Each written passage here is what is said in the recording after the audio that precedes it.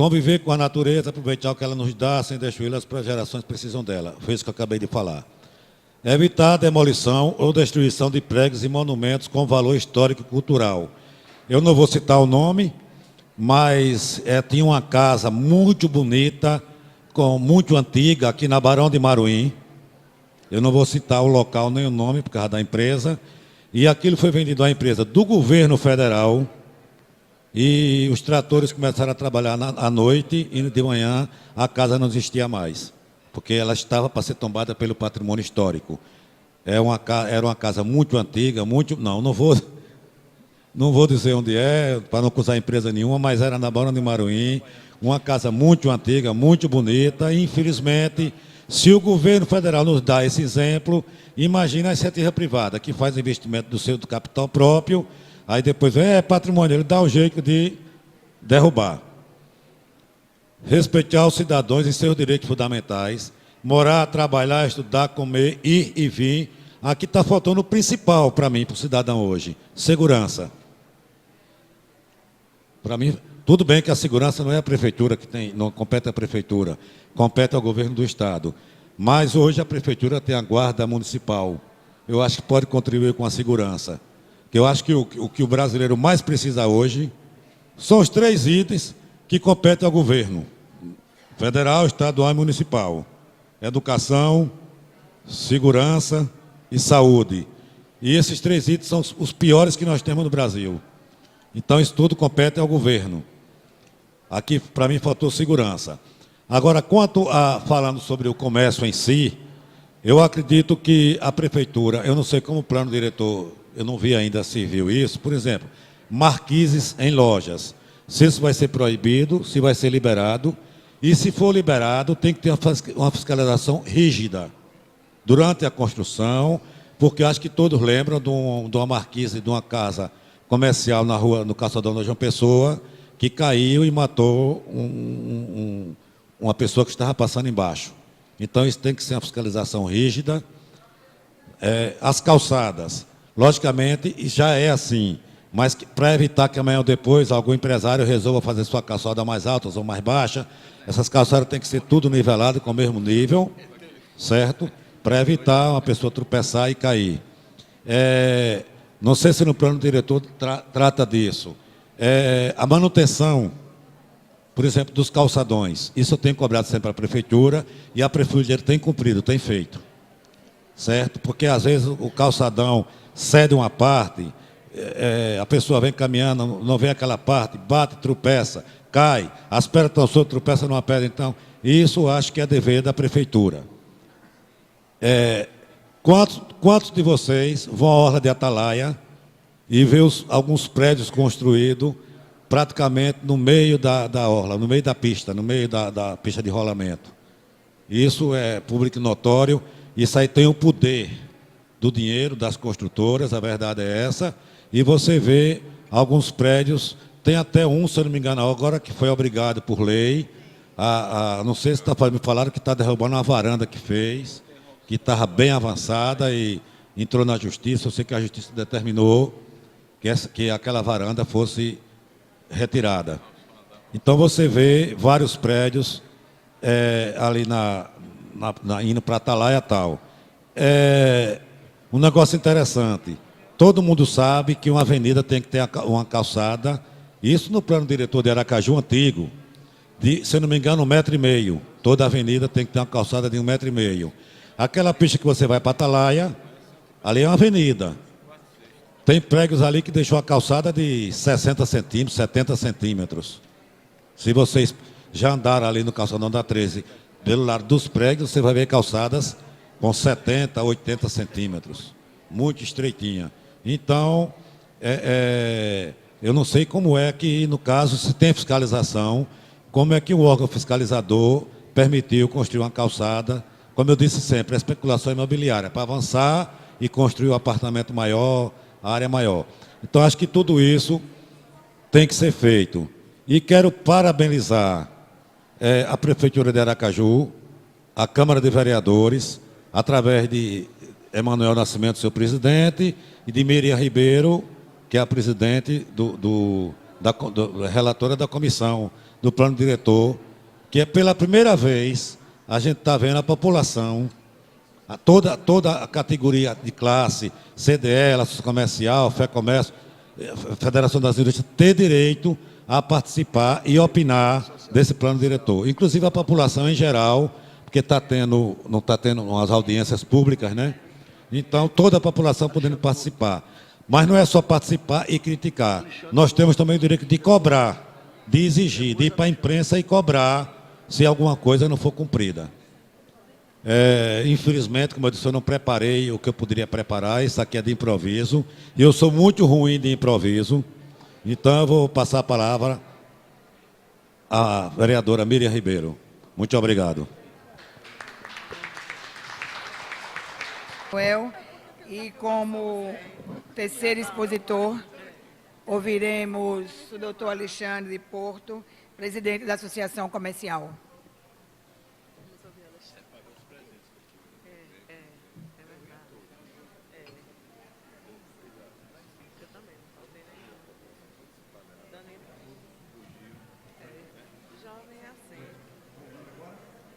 Então, está baixo. Isso, agora melhorou. Boa noite a todos.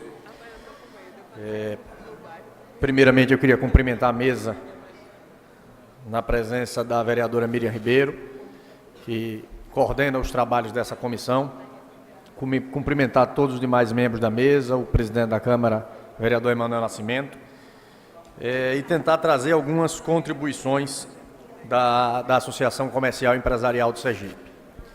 Apenas para situar um pouco os senhores e senhoras aqui presentes, a Associação Comercial é uma entidade centenária, fundada em 1800, e agora eu esqueci o ano exato, 1800 e... peraí, estava na cabeça, são 139 anos de existência. 139 anos de existência. Acho que 1827, se não me engano. Isso mesmo. Não. São 139 anos de existência. Aracaju tem 156 anos. Não é isso mesmo, vereadora? Portanto, apenas 17 anos a mais do que a fundação da Associação Comercial. Quando Aracaju tinha 5.000 habitantes somente, a Associação Comercial foi fundada. Tinha um pouco mais de 100 ou 150 estabelecimentos comerciais no município de Aracaju. Era praticamente uma cidade sem nenhuma infraestrutura, sem absolutamente nada. Portanto, a Associação Comercial viu essa cidade crescer e participou ativamente do processo de crescimento do município de Aracaju. Ao longo dessa história, muito a Associação Comercial contribuiu. Contribuiu em guerras, contribuiu em diversas discussões no nosso passado, contribuiu na elaboração do atual plano diretor, contribuiu na elaboração dessa revisão feita no início da última década, acho que foi 2000 e pouco, contribuiu, e agora, mais uma vez, volta a contribuir. Então, eu queria, como tenho feito regularmente, parabenizar o vereador Emanuel Nascimento e todos os vereadores aqui presentes pelo fato de estar discutindo com a sociedade de fato. Já vi que terão audiências públicas com a sociedade também, acho que a partir da próxima semana. Acho que essa é uma forma da gente conseguir contribuir. Infelizmente, muito pouco nós, cidadãos comuns, temos a contribuir com o plano diretor.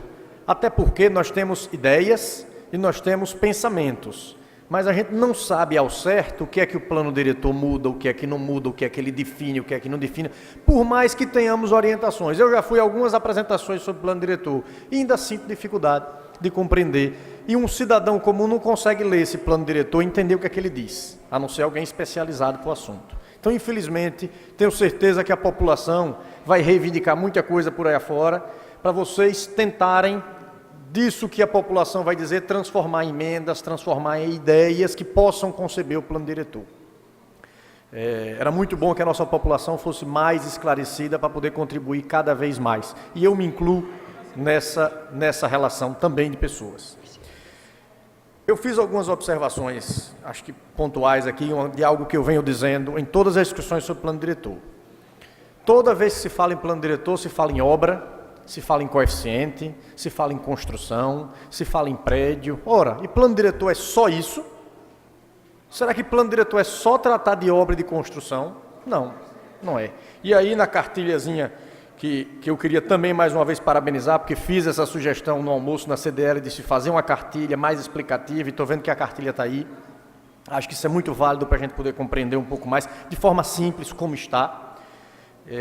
Mas eu grifei 3 itens aqui do que trata na página que fala: o plano diretor deve, e aí ele tem algumas contribuições na primeira página. Na segunda página, eu observei que ele diz lá: tratar do transporte e mobilidade urbana, vias, sistemas de transporte coletivo, trânsito de cargas ou de carros, motos e cargas, não é só veículos de passeio, mobilidade de ciclistas, pedestres, calçadas, acessibilidade. Então ele não trata só de obra e construção. O segundo ponto, que é um ponto que eu vou me ater bastante nas minhas contribuições: definir ações para que a cidade se desenvolva gerando emprego e renda, mas respeitando o meio ambiente. Como é que se gera emprego e renda? Desenvolvendo atividade comercial, desenvolvendo atividade empresarial. Não tem outra forma de se gerar emprego e renda sem você desenvolver o comércio, o setor de serviços, a indústria, o agronegócio, ou seja, tudo aquilo que gera dinheiro na economia. É assim que se gera emprego e renda. E um outro item que eu grifei também: definir a prioridade dos investimentos a serem aplicados. Então, eu queria me ater a isso, porque muitas vezes se fala em obra, se fala em praça, se fala em largura de via. Ótimo, temos que discutir isso mesmo, mas de que adianta a cidade estar bonita, com vias largas, sem emprego para o povo? Sem um comércio desenvolvido? Com um comércio apertado como está, sem ter área específica para o comércio se desenvolver? Com um trânsito caótico no centro da cidade, que o cidadão vai lá e não tem um estacionamento para poder colocar o carro. Como é que ele vai comprar no centro comercial? Então, por que nós não estamos também pensando nisso? Então, eu queria trazer a discussão para esses pontos. E aí, vereadora Miriam, eu fiz uma sugestão ao prefeito no almoço que ele foi ao Fórum Empresarial, e venho fazendo isso já há algum tempo, de que Aracaju é uma das poucas capitais no Brasil que não tem uma Secretaria de Desenvolvimento Econômico, que pense em atividade econômica. O comércio, o setor de serviço em Aracaju cresce como cresce o Estado e o país, sem um planejamento efetivo do município, que é o que deveria ter. Nós não temos com quem dialogar na hora de tratar com a prefeitura, a não ser com o próprio prefeito ou com os secretários de planejamento e finanças, que não necessariamente são os secretários de entendimento da nossa atividade. Então, eu fiz essa sugestão, queria fazer essa sugestão também aos vereadores, que pensem nisso, que reflitam para levar a sugestão ao prefeito Edvaldo Nogueira. Ele se comprometeu de criar já o Conselho de Desenvolvimento Econômico, seria um conselho que trataria já de questões ligadas à atividade empresarial, mas eu vou além, eu acho que nós temos que ter uma secretaria que pense, que discuta, para que ela efetivamente possa gerar contribuições para o comércio e para o setor de serviços.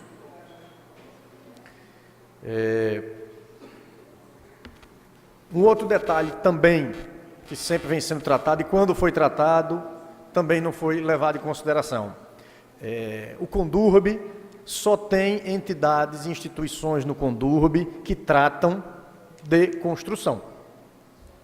Não tem uma entidade no Condurb que trata de desenvolvimento econômico. Já encaminhei ofício ao secretário de Planejamento, solicitando assento para a associação comercial ocupar no Condurb. Desenvolvimento urbano não é o desenvolvimento da cidade. Você já viu o desenvolvimento da cidade sem desenvolvimento do comércio? Sem desenvolvimento do setor de serviços? Não existe. Qual o país que cresceu sem desenvolvimento da sua atividade empresarial? Nenhum.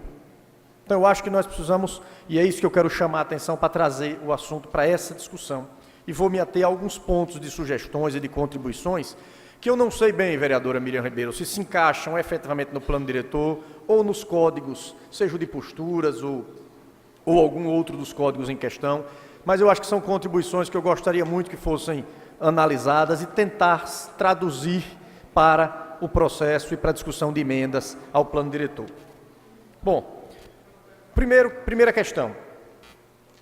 Aracaju cresceu sem áreas específicas para o desenvolvimento da atividade empresarial, a não ser o centro comercial e depois o distrito industrial de Aracaju. Hoje o Distrito Industrial de Aracaju não é mais só de indústria, apesar de que o atual plano diretor diz que ele tem que ser só indústria. Portanto, está irregular o Distrito Industrial de Aracaju. Um dos pleitos que a gente já faz e que o secretário de Planejamento me disse que estava nesse novo código é permitir que aquilo ali já seja área de comércio e de serviços também, apenas para legalizar o que já é de fato. Ora, quantas empresas de comércio tem no Distrito Industrial? Dezenas já. Então nós temos que legalizar isso ali, tem que ser uma área de comércio. O segundo único ponto de comércio que o plano diretor prevê é a região da Tancredo Neves ali. Apenas a Avenida Contorno, nas suas margens, está definido como também para desenvolvimento do comércio e serviço. Então nós temos 2 pontos, o Distrito Industrial e a Tancredo Neves. E só. O restante, o comércio tem que se desenvolver atrapalhado dentro das residências, em que você mora aqui e daqui a pouco constrói um bar do seu lado. E aí? Você vai ser incomodado? Então, é preciso que se definam áreas específicas para determinadas atividades. É preciso se definir com clareza onde pode ou não pode construir bar, onde pode ou não construir casa de show. Todos lembram aqui, acho que foi um episódio muito comentado ainda esse ano, da prisão de um cantor baiano, por barulho, por desacato. Por quê? Porque nosso plano diretor não diz onde pode e onde não pode direito. Todos lembram dos episódios envolvendo o coqueiral, que tinha que fechar, que tinha que não fechar. Olha, ele está no direito dele de ganhar o dinheiro dele, de fazer a atividade dele. E o morador que denunciou também está no direito dele, ora. Então é preciso que isso esteja mais bem claro, como é que isso vai funcionar. Tá? Então nós não temos hoje, acho que nós precisamos. Você chega em São Paulo, você tem uma avenida que só tem tudo para noivas. Tudo para noivas. Aracaju não tem um planejamento para isso. Você não vai em Aracaju e tem um local que tem lojas de magazine, tem um local que tem determinada região. Então por que não pensar isso? Porque o que é que nos impede? Nós somos uma cidade pequena, uma cidade organizada. Por que não podemos sair na frente de muitos e muitos outros municípios e começar a pensar e planejar o desenvolvimento econômico? Não é planejar e pensar só rua, avenida e prédio. Acho que nós precisamos mais além que isso. Hoje, o comércio do Siqueira Campos se desenvolveu em cima das casas. O comércio da 13 de julho se desenvolveu em cima das casas. Até para o comércio isso é pior.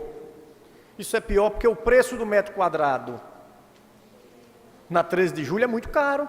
Na hora de você comprar uma residência ali para transformar aquilo num empreendimento, ou para fazer uma galeria. Aí você chega, um empreendimento, uma construtora, por exemplo, pode pagar muito mais caro no metro quadrado 13 de julho e transformar aquilo num prédio, que ele vai ser muito mais rentável do que transformar num comércio. Nós não temos atividades de comércio. E aí a cidade cresce lá para a região da Aruana, cresce no futuro bairro, ali no novo bairro 17 de março, e tem planejamento para isso, onde está crescendo? Já tem planejamento de algum shopping por lá de lá? Ou de supermercados por lá de lá? Tem que planejar agora na hora de discutir plano diretor. Tem que se pensar agora, senão o empreendedor vai para onde ele quer. E aí, libera aqui, libera acolá, daqui a pouco você tem a cidade desorganizada. O comércio, ele, se não bem planejado, ele se transforma num caos para o trânsito. Vocês observem, ali na região dos Jardins, uma avenida estreita como a Silvio Teixeira, eu morava naquela região, ainda moro hoje. Aquilo ali era tudo barro, aquela avenida onde hoje é Pedro Valadares, era barro ali naquele canal. Tinha um sítio imenso onde eu, inclusive, costumava ir lá tomar emprestado algumas mangas e etc. E tomava muita carreira do proprietário, porque eu morava por aquela região. E aquilo cresceu e aí virou um shopping. Daqui a pouco vem o Hiper Bom Preço e se instala na frente. Gente, aquilo é um caos, o trânsito daquilo ali na sexta-feira de tarde, no sábado de tarde. E ninguém sabia disso não antes de liberar. Será que não sabiam disso não? Que ia virar um caos. Aí depois fica se buscando soluções improvisadas para melhorar o trânsito. Eu moro ali e é um caos. Que solução vai ter? Construir via, não cabe mais. Vamos fazer o quê? Tem que ter planejado certo lá atrás. Então nós precisamos ter cuidado com os empreendimentos de impacto comercial. Nós precisamos ter... Você já imaginou se algum proprietário resolve pegar ali entre o Shopping Jardins e o Rio Mar e querer construir outro shopping? Imagine o que vai acontecer naquela região. Se alguém chega ali na 13 de julho e desapropria um bocado de casa, compra um bocado de casa ali e resolve construir um shopping ali. Imagine o que vai acontecer. Então, acho que é preciso discutir esse impacto, ver como medir esse impacto de determinados empreendimentos. Eu sei que hoje já é feito isso, eu sei que já é feito isso, mas os critérios não estão muito claros. Eu acho que isso tem que fazer parte da discussão do plano diretor de onde pode, onde não